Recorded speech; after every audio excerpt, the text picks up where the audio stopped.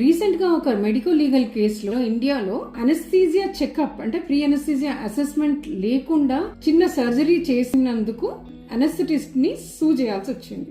Even general public లో చాలా మంది హాస్పిటల్ సెట్టింగ్స్ లో కూడా what I observed is they don't give priority to the anesthesia doctor or anesthesia checkup. Surgery ఎంత ఇంపార్టెంటో సర్జరీ కన్నా టైమ్స్ ఇంపార్టెంట్ anesthesia ఉంటుంది.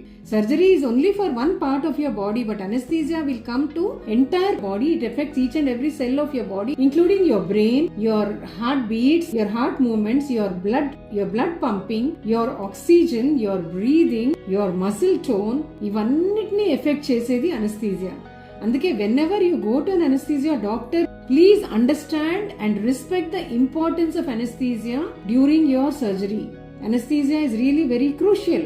మీకు జనరల్ అనస్థీజియా ఇచ్చినప్పుడు మీరు ఊపిరి కూడా తీసుకోలేరు. మీ ఊపిరిని ఆపడం నుంచి మళ్ళీ మీ ఊపిరిని బయటికి తీసుకొచ్చేదాకా మీ హార్ట్ రేట్ లో చేంజెస్ ని మెటిక్యులస్ గా గమనిస్తూ బ్లడ్ ప్రెషర్స్ ని అడ్జస్ట్ చేస్తూ మీ బ్రెయిన్ రిఫ్లెక్సెస్ ఎట్లా ఉన్నాయో కంటిన్యూస్ గా మానిటర్ చేస్తూ దానికి అనుకూలంగా తన మెడికేషన్ ని, పెయిన్ మెడిసిన్స్ ని, మజిల్ రిలాక్సెంట్స్ ని అడ్జస్ట్ చేసుకుంటూ సర్జరీకి సర్జన్ కి అనుకూలమైన వాతావరణాన్ని కల్పించే crucial specialty doctor anesthesiologist. Anesthesia doctor గురించి తెలుసుకోవడానికి ఎడ్యుకేటెడ్స్ కి అన్ఎడ్యుకేటెడ్స్ కి కూడా ఏమి డిఫరెన్స్ కనిపించడం లేదు.